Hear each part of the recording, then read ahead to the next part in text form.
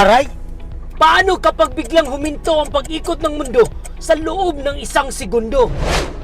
Ang mundong tinatayuan natin ay umiikot sa bilis na 1,670 km per hour. Mas mabilis pa ito sa pinakamabilis na sasakyan sa buong mundo na kayang tumakbo ng 1,227 km per hour. Kapag biglang huminto ang pag-ikot ng Earth, oras na para sagutin mo si Crush. Magkakaroon ng napakalakas na bagyo at hangin. Dambuhalang alon na mas malaki pa sa tsunami na hindi mo pa nasasaksiyan sa buong buhay mo.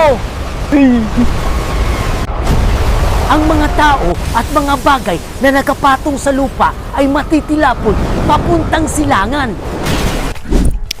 At ang tawag dito ay inertia. Ang kakayanan ng isang bagay na manatili sa kanyang posisyon kapag nagkakaroon ng pagbabago sa galaw nito. Joji, bakit napupunta sa silangan ang mga tao? Ang mundo ay mabilis na umiikot sa kanyang aksis mula kanluran papuntang silangan.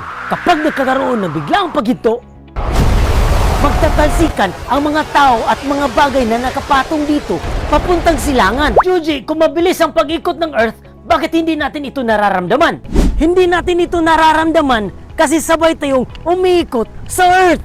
Yun ang dahilan na hindi mo nararamdaman na pinapaikot ka niya. Ayon sa mga eksperto, napaka-imposible ang biglaang paghinto sa rotation ng Earth.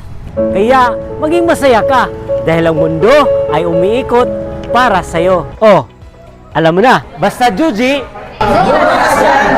Ulit ako.